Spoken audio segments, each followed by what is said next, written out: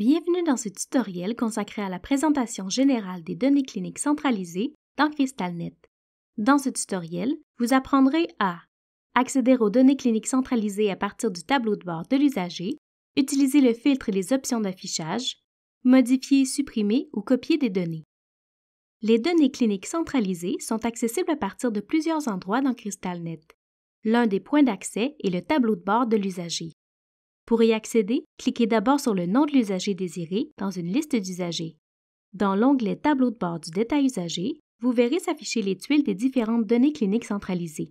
Pour en connaître davantage sur chacune d'elles, nous vous invitons à visionner les tutoriels à leur sujet.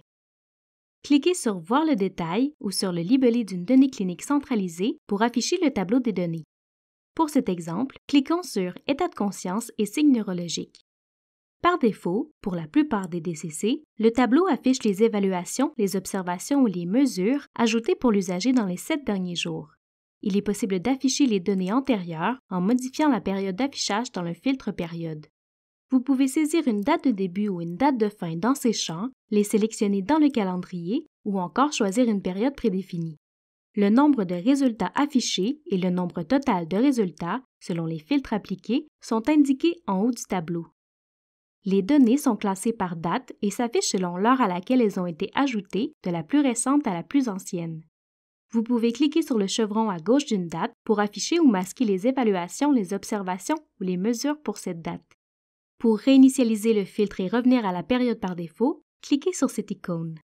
Il est aussi possible, grâce à ces 3 icônes, de modifier la hauteur des lignes du tableau afin de voir davantage de résultats ou d'améliorer la lisibilité. Cette icône, quant à elle, permet de rafraîchir les résultats du tableau selon les filtres sélectionnés. Voyons maintenant comment modifier, supprimer ou copier des données du tableau. Pour modifier des données existantes, cliquez sur l'icône du crayon sur la ligne de l'élément à modifier. Dans la fenêtre de modification qui s'affiche, effectuez les changements désirés, puis cliquez sur Enregistrer. Pour supprimer des données, cliquez sur l'icône de la corbeille sur la ligne de l'élément à supprimer. Sélectionnez une raison de suppression dans la liste déroulante. Si vous sélectionnez Autre, vous devez alors préciser la raison dans ce champ. Cliquez sur Supprimer. Seul l'utilisateur qui a ajouté l'élément est autorisé à le modifier ou à le supprimer, sauf pour les éléments réactionnels. Il devra le faire à l'endroit où la saisie a été effectuée initialement et dans un délai défini par l'établissement. Pour copier une observation ou une évaluation, cliquez sur cette icône. Dans la fenêtre qui s'affiche, les informations pré-remplies facilitent la saisie de l'observation ou de l'évaluation. Vous n'avez qu'à saisir la date et l'heure de la nouvelle observation ou de la nouvelle évaluation, à ajuster les informations au besoin, puis à cliquer sur Enregistrer. Notez que des droits sont requis pour pouvoir réaliser ces actions.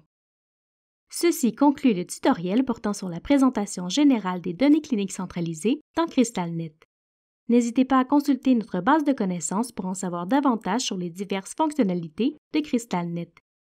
Nous vous invitons également à visionner nos autres tutoriels, disponibles à la fois sur notre chaîne YouTube, sur notre site Web et sur notre base de connaissances.